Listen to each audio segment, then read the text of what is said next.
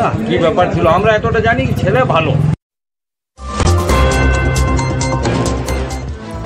আজ দাগিদের তালিকা প্রকাশ করবে এসএসসি। শিক্ষকদের মধ্যে মোট দাগির সংখ্যা 100803।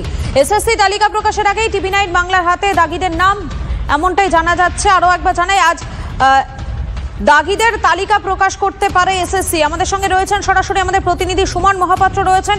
সুমন, এই মুহূর্তে তোমার কাছে কি আপডেট রয়েছে, কেননা আজই তো দাগিদের একটা তালিকা প্রকাশ হওয়ার সম্ভাবনা রয়েছে?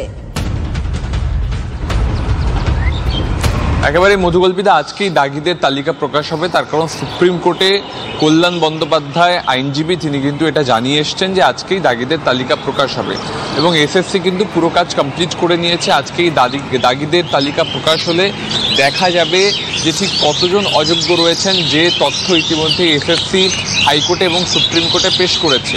যে 1803 জনের কথা আমরা বলছি নবম দশম এবং একাদশ দ্বাদশে, তারা প্রত্যেকেই ওএমআর সিটে জালিয়াতি করে বা র্যাঙ্ক জাম্পিং করে চাকরি পেয়েছেন। এই যে আমার হাতে নথি রয়েছে, এখানে কিন্তু প্রত্যেকের নাম এবং তাদের কোন সার্টিফিকেট সেগুলো কিন্তু রয়েছে। এখানে যদি তোমাকে একটা ডেটা দেখাই তাহলে তুমি বুঝতে পারবে যে ওএমআর শিটে কী পরিমাণ জালিয়াতি হয়েছে। আমি ক্যামেরা বন্ধু কল্যাণকে বলবো দেখাতে।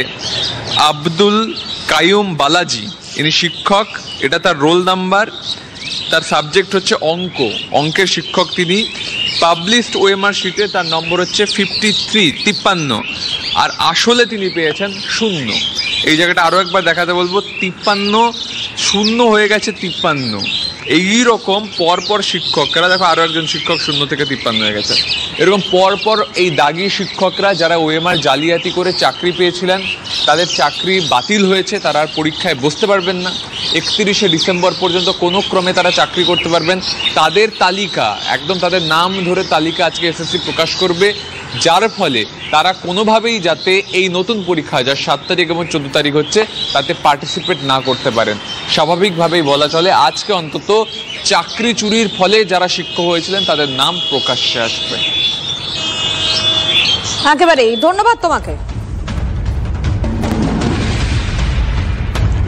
এবং এর পাশাপাশি যেদিকে আমাদের নজর রাখতেই হবে, যে আপডেটের দিকে এই মুহূর্তে আমরা নজর রাখবো, তা অবশ্যই কাকর বাঁচতে গিয়ে বাতিলই হয়ে যায় বস্তা ভর্তি চাল। এবারে সেই কাকরই নাকি বার হতে চলেছে। আজ সুপ্রিম কোর্টে চিহ্নিত অযোগ্যদের তালিকা দেবে স্কুল সার্ভিস কমিশন। যা শুনে যোগ্যদের প্রশ্ন, তাহলে কেন আবার পরীক্ষা দিতে হবে তাদের?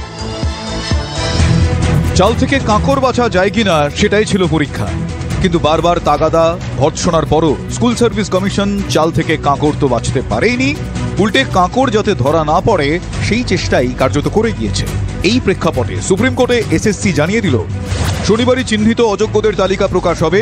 আদালতের নির্দেশ, দাগি অযোগ্যকে পরীক্ষায় বসতে দেওয়া হবে না। এদিন বিচারপতি সঞ্জয় কুমার এবং সতীশ চন্দ্র শর্মার বেঞ্চে এসএসসির আইনজীবী কল্যাণ বন্দ্যোপাধ্যায় বলেন, কোনো দুর্নীতিগ্রস্ত চাকরি প্রার্থী পরীক্ষা দিতে পারবেন না। যদি কোনো চিহ্নিত দুর্নীতিগ্রস্ত ঘটনাচক্রে অ্যাডমিট কার্ড পেয়ে যান তাহলে তার পরীক্ষা বাতিল হবে। পরীক্ষার পর ধরা পড়লেও খারিজ করা হবে তাকে। এসএসসি কে প্রথমে স্ট্যান্ডটা এটা ক্লিয়ার করতে হবে যে এসএসসি রুল মেনে যারা অযোগ্য, যারা দাগি, তাদের প্রত্যেকের নাম টেন্টেড লিস্টে দেবেন কি দেবেন না। সুপ্রিম কোর্ট যেটা বলেছেন সেটা মানতেই হবে। আমাদের যিনি আইনজীবী আছেন তিনি যে গাইডলাইন দেবেন সেই অনুযায়ী এসএসসি সুপ্রিম কোর্ট যা নির্দেশ দিয়েছে সেটাই করবে। বিরোধীদের তো দাগিদের নাম সামনে চলে এলে তৃণমূলের আরো চাপ বাড়বে। পাল্টা মামলা নিয়ে রাজনীতির অভিযোগ তৃণমূলের মুখে। তৃণমূল কংগ্রেসের নেতাদেরকে টাকা দিয়ে যারা চাকরি পেয়েছেন তাদেরকে আমি অনুরোধ করব, আপনাদের নাম যদি লিস্টে আসে তাহলে আপনারাও এটি লিস্ট জারি করুন যে কোন তৃণমূল নেতাকে আপনাদের কত টাকা দিতে হয়েছিল। যারা বেদাগ তাদেরকে তো চাকরি দেওয়ার দরকার। এই সুযোগে পশ্চিমবঙ্গ সরকার নিজেকে কিন্তু শুধরাতে পারে। বাম বামের যৌথ প্রেতাত্মা, এরা জানে সমস্যাটা জিয়ে থাকলে এদের পলিটিক্যাল লাভ। রাজ্যবাসী দেখলো আসলে কারা এদেরকে নিয়ে রাজনীতি করছে।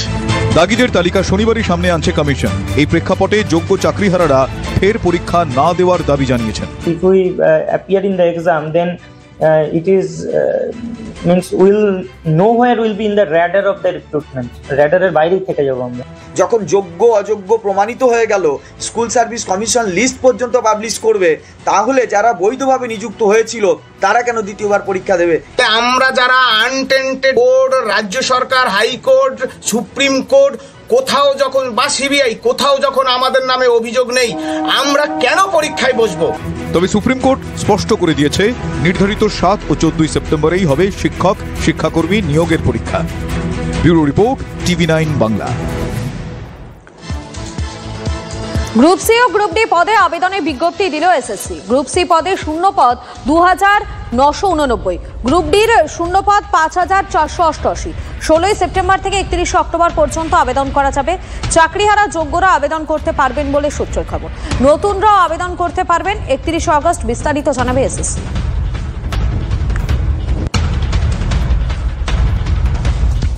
উত্তরবঙ্গ বিশ্ববিদ্যালয়ের কর্মীরা পিন ডাউন করেছেন। বিশ্ববিদ্যালয়ের অচলাবস্থা চলছে। উত্তরবঙ্গ বিশ্ববিদ্যালয়ের অস্থায়ী কর্মীর সংখ্যা প্রায় 500।